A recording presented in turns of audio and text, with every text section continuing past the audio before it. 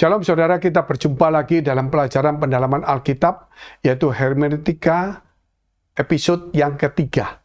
Kita tunduk kepala, kita berdoa terlebih dahulu.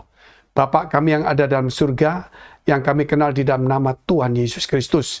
Berikan kepada kami hikmat hati yang lembut, supaya kami boleh menangkap dan bukalah mata rohani kami, supaya kami boleh melihat kebenaran yang luar biasa, yang indah, yang sungguh-sungguh nyata di dalam Injil dan pengajaran Tuhan kepada kami semuanya. Di dalam nama Yesus memberikan kekuatan, hikmat, marifat, dan memberkati mereka yang sungguh-sungguh mau belajar dan yang memahami ajaran Tuhan. Di dalam nama Yesus kami sudah mengucap syukur dan berdoa. Haleluya. Amin.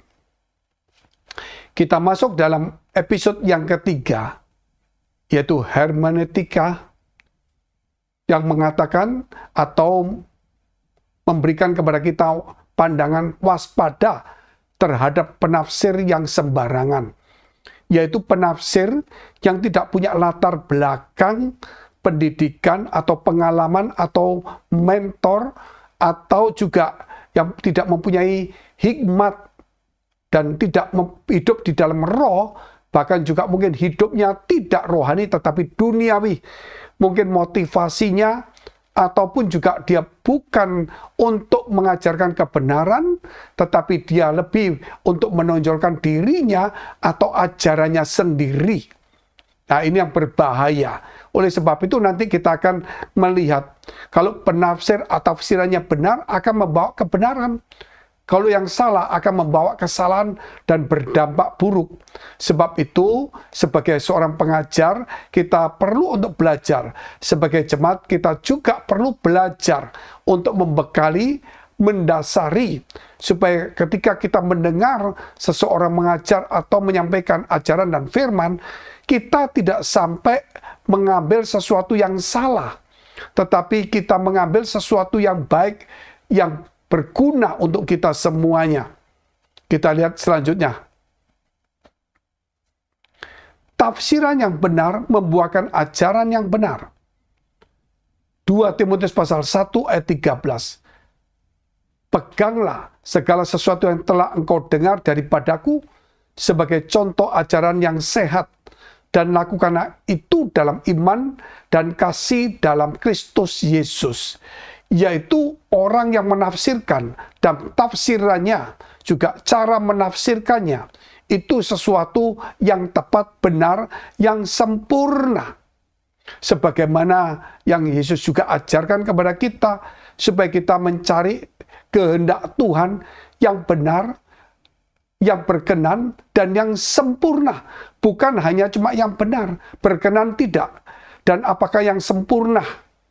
Mungkin kita mengambil ayat yang benar, tetapi kita menyampaikannya dengan dasar atau kata-kata tujuannya tidak untuk sesuatu yang berkenan kepada Allah, namun yang berkenan kepada orang-orang di sekitarnya, yaitu untuk menyenangkan telinga orang. Seharusnya kita mencari yang berkenan kepada Allah dan yang sempurna. Itu dalam kitab Roma pasal 12 ayat 1 dan 2, sehingga dikatakan persembahkan tubuhmu, hidupmu sebagai persembahan yang hidup, yang berkenan, tentunya yang hidup berkenan kepada Allah. Itu adalah ibadahmu yang sejati. Sehingga kalau kita melihat kenapa tafsiran benar membukan ajaran benar, adalah orang-orangnya yang memang mempunyai komitmen, disiplin tinggi, yang memang hidup bergaul dengan Tuhan, yang melakukan firman Allah dan mau dituntun, diilhami oleh Roh Kudus.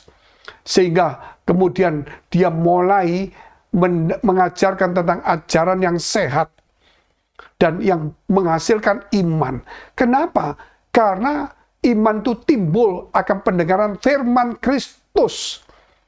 Jadi dikatakan kembali kepada ajaran Kristus.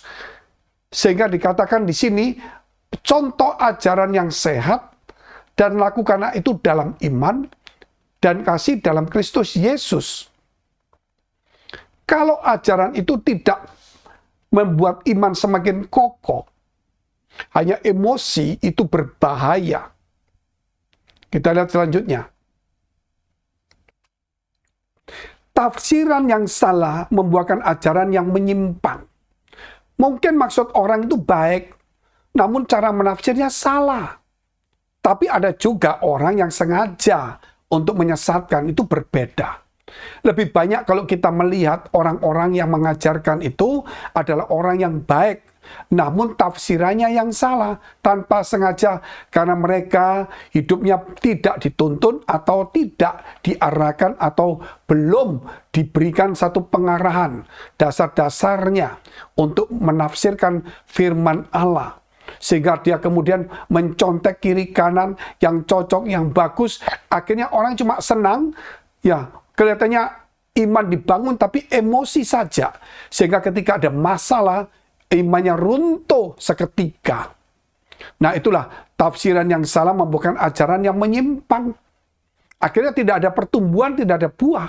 Hanya cuman ya fanatik saja, hanya cuman mau ke gereja, tapi tidak ada pertumbuhan dan berbuah. Itu banyak terjadi karena pengajar-pengajar atau pengkhotbah-pengkhotbah yang mungkin kita undang itu silih berganti, orangnya berganti-ganti sehingga kita tidak tahu apa yang diajarkan dan bagaimana menyambungnya dan apa temanya, saudara. Mungkin juga ada satu dua yang kemudian membuat sesuatu yang kita pelajari dasarnya yang sudah benar kemudian dibingungkan. Nah ini yang berbahaya. Oleh sebab itu seorang yang mau menafsirkan atau yang mengajar perlu seorang gembala, mentor, supaya ketika setiap ajaran itu diarahkan yang tepat. Seandainya ada sesuatu yang salah, jangan sampai menyimpang terlalu jauh. Sebab itu kita baca 2 Timotius pasal 4 ayat 2. Beritakanlah firman, siap sedialah baik atau tidak baik waktunya. Nyatakanlah apa yang salah, tegurlah, dan nasihatnya dengan segala kesabaran dan pengajaran. Kita melihat dahulu, setiap pengajaran itu pasti ada yang mendidik kita, memperbarui pikiran kita, menyatakan kesalahan kita. Namun kalau ajaran itu hanya menyenangkan kita, mendukung emosi dan keinginan duniawi kita, itu jelas menyimpang. Harusnya mendidik kita, ya, mengungkapkan, menyadarkan, memperbaiki kelakuan kita atau pikiran kita yang salah. Sehingga ayat mengatakan boleh kita memberitakan firman mau kapan saja, tetapi harus ada dasarnya juga. Selain kita menghibur, tapi juga kita harus memberikan pengarahan, memberikan nasihat, juga memberikan satu teguran-teguran atau ajaran yang keras, ajaran yang makanan keras, ajaran untuk orang-orang yang dewasa rohani. Supaya yang kanak-kanak itu baru tahu goalnya ke sana. Jangan dikasih pengajaran yang kanak-kanak rohani, makanan yang bukan makanan keras. Sehingga ketika mereka mendengar makanan keras, mereka nggak kuat. Sehingga tidak ada pertumbuhan. Nah ini juga termasuk sesuatu yang tidak mempertumbuhkan. Nah kita lihat ayat yang ketiga. Karena akan datang waktunya, orang tidak dapat lagi menerima ajaran sehat. Tetapi mereka akan mengumpulkan guru-guru menurut kehendaknya untuk memuaskan keinginan telinganya. Nah kadang-kadang jemaat juga sama. Dia tidak mau mendengarkan ajaran-ajarannya. Sehingga mereka berkata begini, 6 hari kami kerja udah capek Pak. Kenapa kita di gereja sekarang belajar lagi? Dia lupa ketika dia kerja, dia tetap belajar. Ketika dia menjual barang, sales atau apapun juga, dia tetap belajar. Mempelajari karyawannya, mempelajari barangnya, mempelajari penjualnya, mempelajari harganya, mempelajari pasarnya, mempelajari cuaca, mempelajari keuangannya. Semua harus belajar. Dan untuk firman juga kita harus belajar. Jangan sampai kita cuma, aduh udah capek. Saya sering mendengar seperti itu. Udah capek Pak.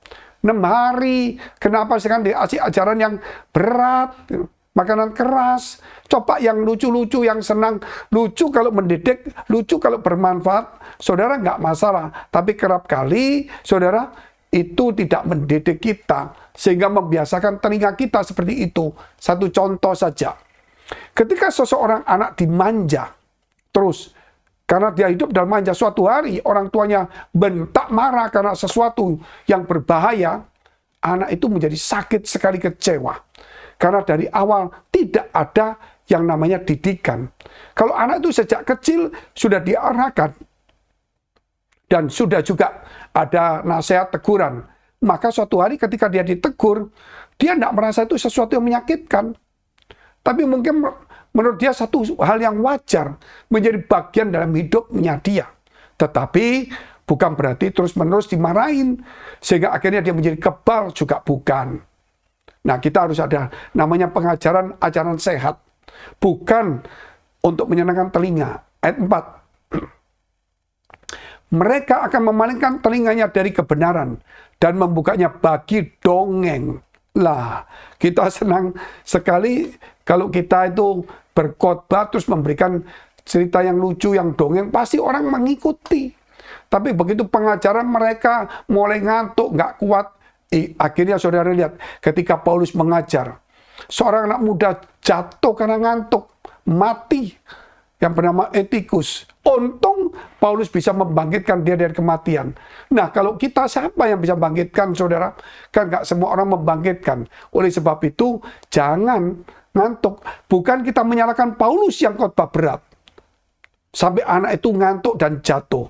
Tapi sebenarnya kita harus memberikan peneguran atau nasihat kepada anak itu. Jangan sampai saudara mengatakan, itu loh ajarannya keras, menjemukan sampai ngantuk. Seharusnya kita, kenapa kita nggak bisa menerima?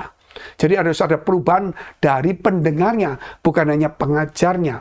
Tapi pengajarnya harus straight, yang keras. Kita lihat terus. Ciri-ciri tafsiran yang menyimpan. Nah, ini perlu kita untuk tahu ciri-cirinya. Kita lihat dulu ciri-cirinya apa saja. 1. Ajaran yang menyangkal penebusan, yang tidak mempercayai juru selamat, yang tidak mempercayai ada dosa dan kutuk, yang tidak mempercayai di dalam Tuhan ada kasih karunia pengampunan dosa, yang tidak pernah mengerti atau percaya bahwa dosanya bisa diampuni karena beriman pada Yesus dan sebagainya. Akhirnya mereka menerima Allah, namun menolak Yesus yang menebuskan. Mereka menerima Allah, Tuhan yang mengajarkan, namun tidak menerima ajaran Tuhan yang akan menebus mereka. Sehingga akhirnya di sini kita melihat ajarannya setengah-setengah. Sehingga ajaran satu diambil, yang satu yang fatal, yang bagus ini, yaitu kalau tidak dilakukan fatal, itu nggak diambil. Itu yang berbahaya sekali, saudara. Justru yang kita harus, itu yang kita ambil intinya adalah Yesus yang untuk menebus dosa kita. Allah yang turun jadi manusia untuk menebus dosa kita. Itu yang harus kita pegang dahulu. Setelah itu baru kita tahu berkat-berkat yang lainnya. Sebagaimana dituliskan dalam 2 Petrus pasal 2 ayat 1. Sebagaimana nabi-nabi palsu dahulu tampil di tengah-tengah umat Allah. Zaman dahulu sudah banyak nabi-nabi palsu. Apalagi sekarang. Demikian pula di antara kamu akan ada guru-guru palsu. Juga ada guru-guru palsu. Datang dari mana? Mereka bisa mengambil dari YouTube, dari media. Langsung dikumpulkan, langsung dicatat. Langsung mereka mengajar. Hanya nyontek saja. Tidak pernah menggumuli, tidak pernah mempelajari, tidak pernah merenungkannya, tidak pernah melakukannya. Saudara. Tidak pernah belajar untuk mendedikasi diri sendiri untuk menjadi pelaku firman. Dia cuma ngumpul-ngumpulkan yang bagus. Sehingga orang dengar, oh bagus. Padahal dia bukan orang yang seperti itu. Mereka, saya teruskan, akan memasukkan pengajaran-pengajaran sesat yang membinasakan. Bahkan mereka akan menyangkal penguasa yang telah menebus mereka. Dan dengan jalan demikian mereka segera mendatangkan kebinasan atas diri mereka. Nggak kaget saudara sekarang. Orang dulu percaya Yesus, sekarang mulai menganggap Yesus itu bukan juru selamat. Menganggap Yesus bukan Tuhan. Menganggap Yesus bukan Allah. Menganggap Yesus bukan juga satu-satunya juru selamat. Sudah mulai begitu banyak muncul. Mereka mengambil satu ayat, menolak satu ayat. Padahal ayat lain mengatakan bahwa di kolong langit ini tidak ada satu nama yang boleh menyelamatkan kita selain nama Yesus. Berarti satu-satunya juru selamat. Namun sekarang mulai pengajaran humanisme universal, dan semuanya mengajarkan banyak pelajaran yang aneh-aneh. Bahwa keselamatan tidak dari Yesus saja, bisa dari lain-lain. Nah, ini yang penting kita renungkan. Akhirnya pelan-pelan kita jauh. Dan kita menolak Yesus sebagai juru selamat. Kita tidak mau menerima keselamatan atau penebusan dosa itu. Itu namanya ajaran sesat, guru-guru palsu, nabi-nabi palsu. Kita terus. 2. Tafsiran yang menolak Yesus. Yohanes 5 ayat 37. Bapa yang mengutus aku, dialah yang bersaksi tentang aku. Kamu tidak pernah mendengar suaranya. Rupanya pun tidak pernah kamu lihat. Dan firman-Nya tidak menetap di dalam dirimu. Sebab kamu tidak percaya kepada Dia yang diutusnya. Kamu menyelidiki kitab-kitab suci. Sebab kamu menyangka bahwa olehnya kamu mempunyai hidup yang kekal. Tetapi walaupun kitab-kitab suci itu memberi kesaksian tentang aku, kata Yesus. Namun kamu tidak mau datang kepadaku untuk memperoleh hidup itu.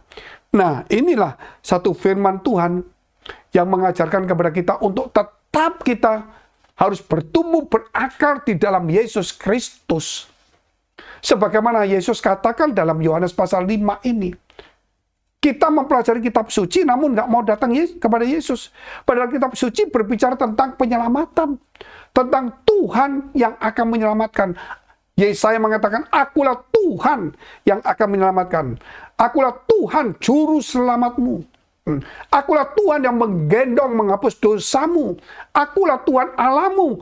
Saudara, sehingga kita harus tahu ketika Yesus menyelamatkan, ya itulah Dia Tuhan. Tetapi kemudian kita tidak mau menerima Yesus. Tapi kita percaya dengan ayat itu, nggak percaya dengan yang sudah digenapi. Penggenapannya nggak percaya, cuma nubuatannya percaya. Bahkan kalau kita melihat seperti ini, sungguh-sungguh tragis sekali. Yaitu dikatakan kembali bahwa firman-Nya tidak menetap di dalam diri kita. Kenapa saudara? Karena kita sudah mulai menyingkirkan, kita mulai mengambil pendapat kita sendiri. Kita lihat terus selanjutnya. Ketiga, mengaburkan kebenaran firman. Mengaburkan kebenaran firman. 2 Korintus 4 ayat 2. Tetapi kami menolak segala perbuatan tersembunyi yang memalukan. Kami tidak berlaku licik dan tidak memalsukan firman Allah. Nah, sampai di sini dulu. Saya membaca satu surat kabar yang bukan orang Kristen mengatakan begini. Nah, ini loh, firman telah dipalsukan. Nah, saudara, karena dia melihat bahwa Paulus dan rasul-rasul tidak berlaku licik dan tidak memalsukan firman. Berarti kita harus percaya para rasul dan murid-murid Yesus yang tidak memalsukan firman. Nah, kalau firman yang kita pelajari itu dia ngomong palsu, berarti bertentangan. Padahal Paulus dan murid-murid berkata yang menulis kitab ini, saudara, bahwa dia tidak licik dan tidak memalsukan. Sehingga yang tidak sama dengan ajaran Yesus dan apa yang mereka katakan itu yang palsu. Sehingga orang ini seenaknya ngomong ini loh, bahwa ada firman palsu, mereka yang memalsukan. Saudara, terbalik. Berarti yang ngomong itu ajarannya itu yang palsu. Karena yang ditulis oleh Paulus dan lain-lain, ini yang tidak pernah memalsukan firman. Sebaliknya kami menyatakan kebenaran dan dengan demikian kami menyerahkan diri kami untuk dipertimbangkan oleh semua orang di hadapan Allah. Jadi mereka bertanggung jawab kepada Tuhan, bukan kepada manusia. Sampai mereka menyerahkan dirinya siap untuk dihadapkan Allah. Berarti mereka betul-betul berani dan melakukan sesuai dengan ajaran yang benar. Ayat 3. Jika Injil yang kami beritakan masih tertutup juga, maka ia tertutup untuk mereka yang akan binasa. 4. Yaitu orang-orang yang tidak percaya, yang pikirannya telah dibutakan oleh ilah zaman ini, sehingga mereka tidak melihat cahaya Injil tentang kemuliaan Kristus yang adalah gambaran Allah. Ini loh, saudara, banyak orang sudah mulai merendahkan Yesus, sudah mengatakan Yesus bukan Tuhan, bukan Allah, Yesus itu di bawah Allah, Yesus ini malaikat. Waduh, begitu banyak pelajaran. Kalau saudara sudah melihat, mendengar di media itu begitu banyak. Tapi kalau kita nggak percaya kalau Yesus adalah gambaran Allah, dan tentang cahaya kemuliaan, dan Yesus adalah wujud Allah yang tidak kelihatan, bentuk jasmani Allah yang tidak kelihatan, maka saudara, berarti itu masih tertutup. Nah, kalau kita sendiri yang percaya Yesus, masih pikiran kita ini buta, berarti kita tidak membaca firman dengan teliti. Kita tidak diurapi oleh Roh Kudus. Kita tidak diberikan hikmat, tidak diilhamkan, tidak dipencerahi oleh Roh Kudus. Sehingga kita mulai mengambil pelajaran yang salah-salah. Orang-orang yang tidak diberikan hikmat oleh Roh Kudus. Sehingga mereka tertutup. Akhirnya, ya banyak orang nggak percaya. Sampai orang berkata begini loh, heran ya orang Kristen ini, untuk memberitakan Injil kok mereka malah bikin pusing sendiri. Sehingga orang sendiri yang diberitakan Injil bingung. Loh, kamu sendiri masih bingung kok ngajarin aku. Sebenarnya bukan bingung, saudara. Yang mengaburkan firman Allah ini loh yang membingungkan. Karena mereka sendiri bingung, saudara. Kenapa? Karena imannya tidak kuat. Belum dibukakan mata rohaninya. Sebab itu kita perlu untuk kembali kepada ajaran Yesus. Kita lihat selanjutnya. Bertentangan dengan ajaran Yesus. Ini yang salah-salah semuanya. Roma 16 ayat 17. Tetapi aku menasihatkan kamu, saudara-saudara, supaya kamu waspada terhadap mereka yang bertentangan dengan pengajaran yang telah kamu terima. Menimbulkan perpecahan dan godaan. Sebab itu hindarilah mereka. Sebab orang-orang demikian tidak melayani Kristus Tuhan kita, tetapi melayani perut mereka sendiri. Dan dengan kata-kata mereka yang muluk-muluk dan bahasa mereka yang manis, mereka menipu orang-orang yang tulus hati. Jadi ada orang yang tulus, ada yang sungguh-sungguh masih tertipu juga. Kenapa? Karena pengajaran yang membuat perpecahan. Kalau ada perpecahan berarti ada roh pemecah belah. Kalau roh pemecah belah berarti bukan dari Tuhan, saudara. Yaitu orang-orang yang melayani perut mereka sendiri. Loh, kok bisa tahu dari mana, Pak? Karena mereka tidak mengajarkan ajaran Yesus, tidak melayani Kristus. Yesus sendiri menjadi hamba. Yesus melayani orang lain. Tapi mereka melayani diri mereka sendiri, saudara. Yaitu mereka menyampaikan firman, tapi mereka bukan untuk supaya orang itu kenal Yesus, tetapi supaya orang itu mengundang dia. Supaya dia itu diundang dan dapat income atau dapat sesuatu pujian. Nah, di sini antara orang yang tulus kena dengan orang-orang dari orang-orang yang bertuhankan perut itu. Kalau ayat lain berkatakan, yaitu mereka bertuhankan perut. Mereka percaya Yesus, tetapi Yesus itu dibawa dari kepentingan mereka sendiri. Nah, itulah kadang-kadang kita sampai bicaranya begini. Ya, bertuhankan mamon, tapi dia foto Yesus. Seharusnya kita ini bertuhankan Yesus, walaupun mungkin kita foto juga uang-uang sedikit. Tapi kita harus tetap kepada Yesus Kristus. Kita lihat selanjutnya. Ajaran yang menggelisahkan jemaat. Efesus 4 ayat 14. Sehingga kita bukan lagi anak-anak yang diombang-ambingkan oleh rupa-rupa angin pengajaran. Oleh permainan palsu manusia.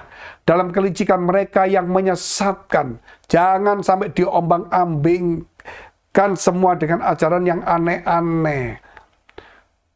Ayat 15, tetapi dengan teguh berpegang kepada kebenaran di dalam kasih kita, bertumbuh di dalam segala hal ke arah Dia, Kristus yang adalah kepala. Semua pengajaran, semua yang kita terima harus menjadi mengerucut kepada Yesus.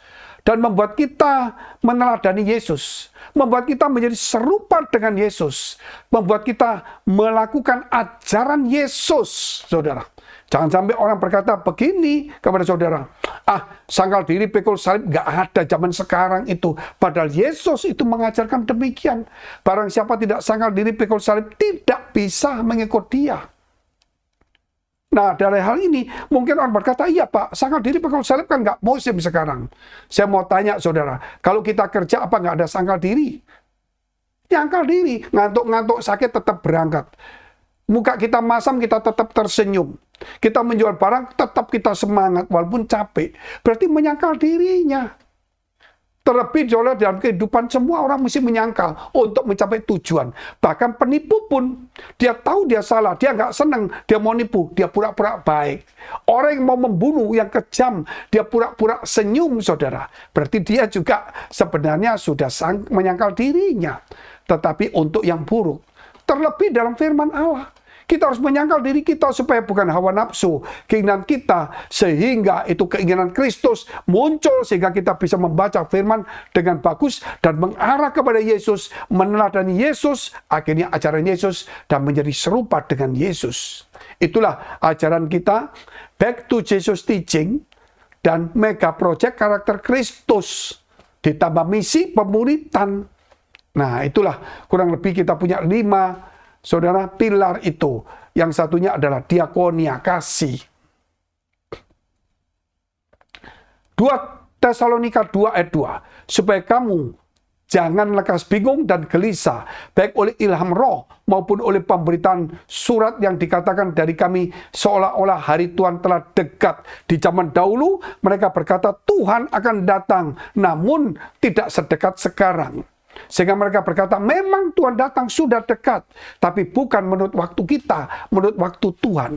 Namun kalau di zaman sekarang, saudara, kita tidak bisa pakai ayat ini secara utuh, tetapi kita harus tahu bahwa ayat ini di zaman dahulu masih ada jedanya. Di zaman sekarang lebih mendekati dengan kedatangan Tuhan. Itulah yang perlu kemudian kita harus mengajar. Jangan kemudian ayat ini yang dipakai zaman dahulu kita pakai, oh nggak usah, Yesus masih lama kok menurut ayat ini. Nah, itulah yang menggelisahkan jemaat. Sehingga ayat ini diajarkan, kamu jangan buru-buru, itu zaman dulu. Memang dekat, tapi itu menurut waktu Tuhan, bukan waktumu. Sekarang juga sama, saudara, bahwa kita ini sudah dekat menurut waktu Tuhan dan menurut tanda-tandanya. Lebih dekat daripada zaman dahulu. Terus kita lihat. 6. Mencampur adukkan dengan ajaran asing. Ibrani 13 ayat 9. Janganlah kamu disesatkan oleh berbagai-bagai ajaran asing. Sebab yang baik ialah bahwa hati kamu diperkuat dengan kasih karunia. Dan bukan dengan berbagai makanan yang tidak memberi faedah kepada mereka yang menuruti aturan-aturan makanan macam itu. Saudara, ada yang orang mengajarkan tidak boleh makan ini, tidak boleh makan itu.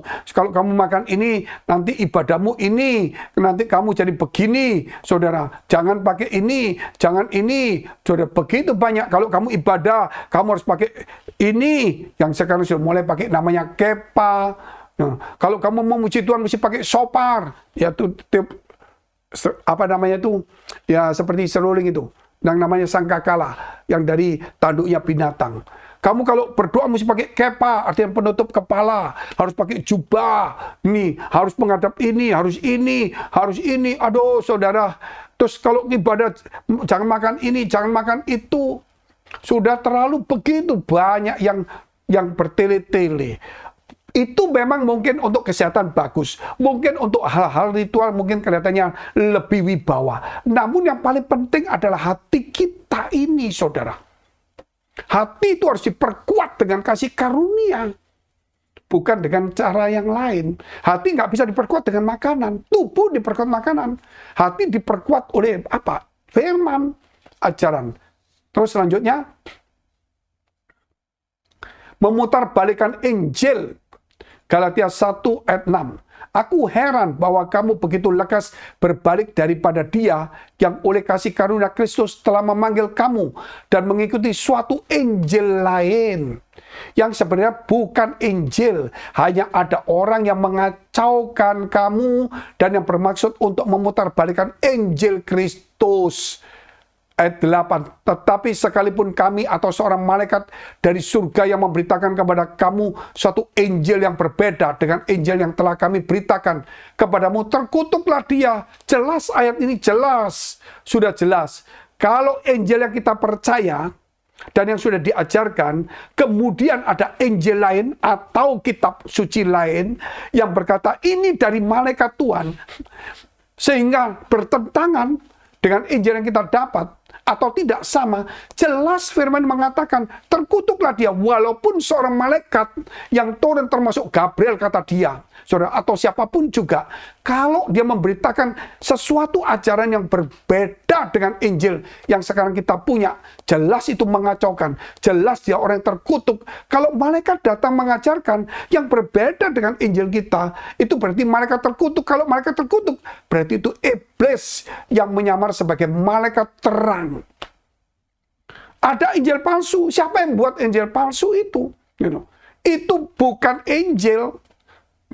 Sehingga saudara, itu bukan Injil, itu kitab buatan manusia yang mengacaukan kita. Jangan ada Injil Barnabas, Injil Petrus, Injil. Itu buatan manusia untuk mengacaukan kita saja. Memang zaman dulu sudah penyesat begitu banyak. Karena setan tidak mau kita diselamatkan. Sehingga dia mencoba untuk mengacaukan, memutarbalikkan Injil. Dan selanjutnya, waspadalah supaya jangan tersesat. Kisah Rasul 20:29. Aku tahu bahwa sesudah aku pergi, serigala-serigala yang ganas akan masuk ke tengah-tengah kamu dan tidak akan menyayangkan kawanan itu. Ayat 30. Bahkan dari antara kamu sendiri akan muncul beberapa orang yang dengan ajaran palsu mereka berusaha menarik murid-murid dari jalan yang benar dan supaya mengikuti mereka. 31. Sebab itu berjaga-jagalah dan ingatlah bahwa aku 3 tahun lamanya siang malam dengan tiada berhenti hentinya menasihati kamu masing-masing dengan mencucurkan air mata. Bahwa dikatakan, saudara, bahwa setelah peninggalan daripada para rasul itu, pasti juga ada serigala. Sehingga, apa Paulus itu? 3 tahun. Para rasul juga mengajarkan dasar-dasar dengan korban, dengan air mata, mencucurkan sampai dengan segala dayanya. Itu untuk menjadi dasar. Kemudian orang lain datang memporak-porandakan. Justru kita harus kembali mempelajari dasar ini.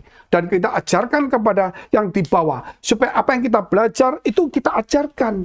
Sama dengan apa yang diomongkan. Apa yang kamu terima, teruskanlah itu. Artinya supaya kita belajar dan kemudian kita mengajarkan. Jangan cuma kita belajar, terus kita nggak mengajarkan, sehingga kita akan terlena dan kemudian kita akan disesatkan oleh serigala yang palsu itu. Kita lihat selanjutnya.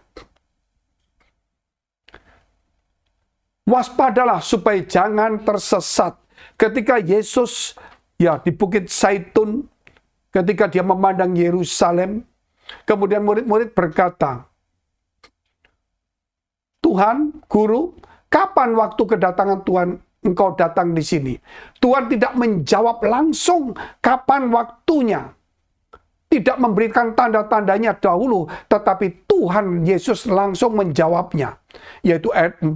Jawab Yesus kepada mereka, waspadalah supaya jangan ada orang yang menyesatkan kamu. Saudara boleh tahu tanda-tanda, boleh mempelajari waktu-waktu, boleh mempelajari macam-macam pelajarannya. Namun nomor 1 yang harus kita ingat, waspadalah supaya jangan ada orang yang menyesatkan kamu.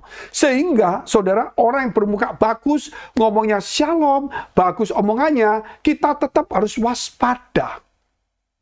Oleh sebab itu, kita itu selalu diingatkan, jangan kita terlena dengan ajaran-ajaran yang memang kelihatannya bagus, memang dari firman. Namun kita nggak waspada. Kita boleh belajar ajaran Tuhan, boleh belajar ajaran yang diajarkan orang yang ajaran sehat. Namun kewaspadaan itu tetap harus ada.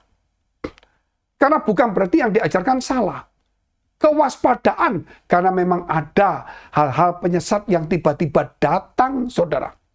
Sehingga melalui ini Tuhan ingatkan kepada kita, waspadalah supaya jangan ada yang menyesatkan kamu. Ini sangat-sangat penting untuk kita pegang. Jangan semua ilmu, jangan semua pengetahuan, jangan semua pengajaran kita campur adukkan. Kita harus waspada, menyusun dengan baik dan mengarah kepada Yesus.